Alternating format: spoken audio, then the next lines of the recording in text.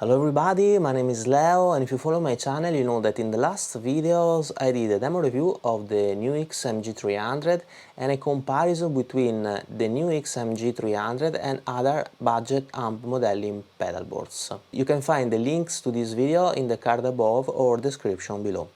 I think that our community, but not only our community, was fairly impressed by the result obtained with the MG300, and actually many of you has asked me to compare this little unit with more expensive amp modeling pedalboard. And so here we are. We'll compare the NUX MG300 versus a real JCM 800, a real Marshall, and versus the Fractal FM3. I think it's gonna be a pretty interesting comparison, also because in NUX website it is stated in 2010 NUX introduced TSAC, True Simulation of Analog Circuit, with the sole intention of bringing amp modeling to a whole new level. The DSP industry has been evolving and keeping up can be a challenge. We were impressed that a product like the Fractal AXFX had the foresight to use a high-definition TSAC white box algorithm to do its amp modeling. So we took note and started development of an affordable modeler with TSAC HD. So, according to this sentence, NUX and Fractal should use a similar approach and maybe similar algorithms. Now, let's share the signal chain. First of all, I have my Sur guitar that is going in an Electro-Harmonix 3-parallel mixer, to which are connected the real JCM 800, the NUX MG300 in the second channel, and the Fractal FM3 in the third channel. Then, I have loaded the same IR in both the modelers and in my digital audio workstation for the real amp. So all the sounds are sharing a common IR, that is an IR of a Greenback GM12M. I have set the real Marshall with everything to none but the gain, that is at its maximum level. The initial setting of the amp modelers are the same as the real amp, and then we will first of all compare the sound, trying to match the sound of the modeler with the sound of the amp in terms of gain and frequency response. Then we'll check out how the modelers manage the dynamic range, dynamic response of the amp. I mean, we will push the string and we will play softer to verify how the modelers cleans up and breaks up in comparison with the real deal. And then finally we will check the articulation of the note, the envelope of the note, how the modelers manage the envelope of a note in comparison with the real deal. So let's start. I'm also genuinely curious to hear the differences between this little box here and one of the king of the amp modeler, which is the Fractal FM3. Real amp.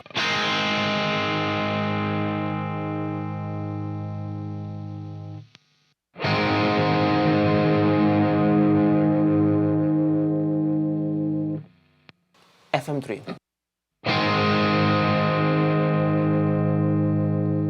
Again.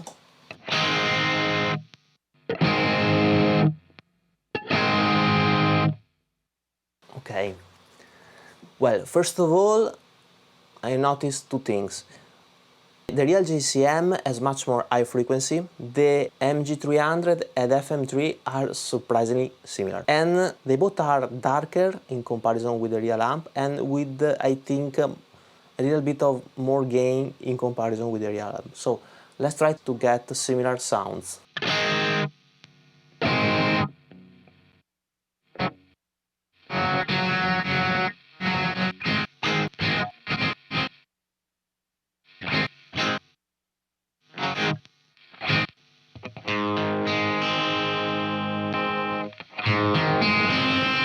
Yes, the MG300 have definitely more gain.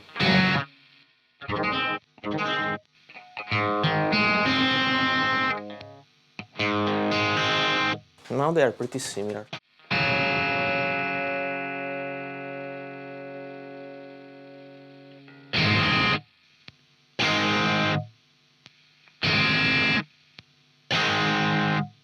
Okay.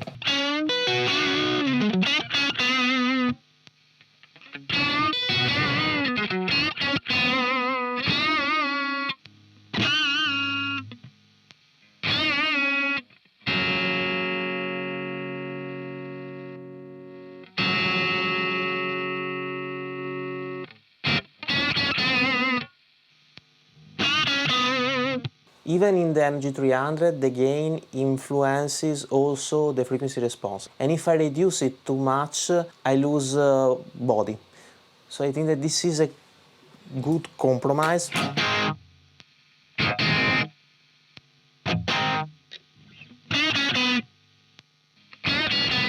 The NUX MG300 has still more gain, but it is more similar to the real Marshall in terms of frequency response. Let's try now the Fractal.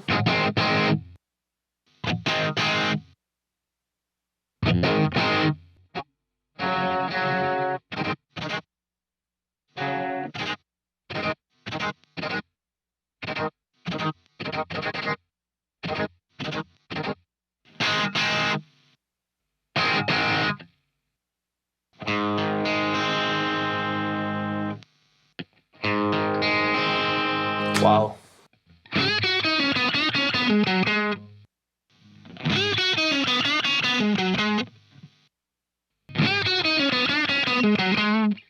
Wow, they are impressively similar in my opinion. There is still a tiny bit of difference. The gain is not exactly the same and the high frequency is not exactly the same, but in a blind test, I don't know if I could recognize which is which. As you may have noticed, it was a little bit easier to match the Fractal with the real JCM. And I have to reduce the level of gain of the Fractal much less in comparison with the MG300. And also, I didn't touch the presence basically, I only use the treble knob. So I think that the FM3 is closer and it is easier to get closer, but the NUX is, impressively good if you think at the price difference between these two machines. Now let's check the dynamic response. Real Marshall.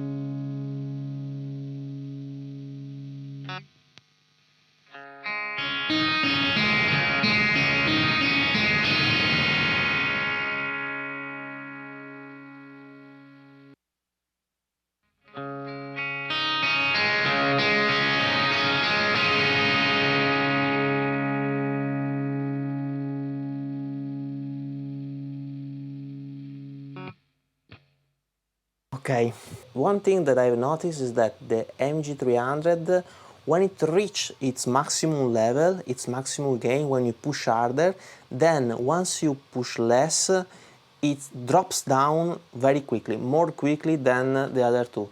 And it is more unnatural. To drop down the sound and the overdriven tones more unnaturally than the FM3 and the real Marshall. The FM3 is really close once more.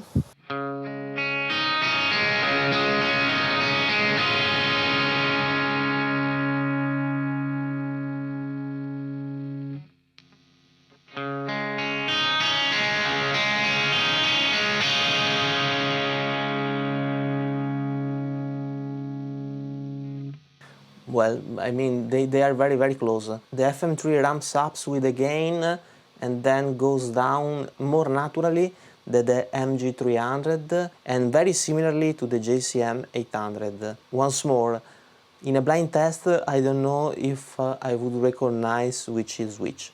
Also, the MG300 does a pretty outstanding job, always if you consider the price.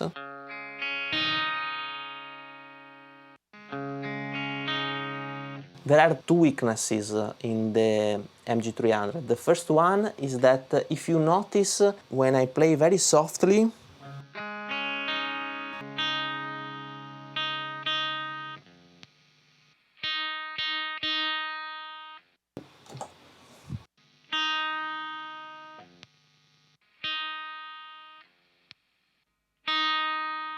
both in the JCM and in the FM3, when you play very softly the high note, they still retain their presence, and I think that they cut very well into the mix, and they are still a little bit sparkly.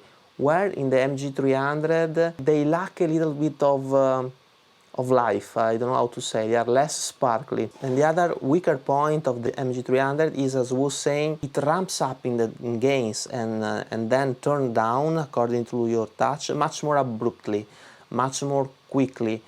Now let's hear a little bit the articulation.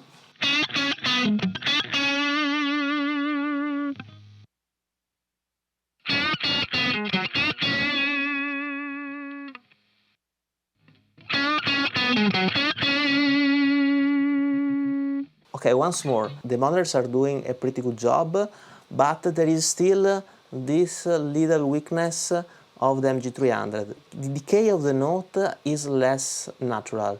It goes up when you push it, and then it drops down too quickly, in my opinion. You can hear it cleans up very quickly.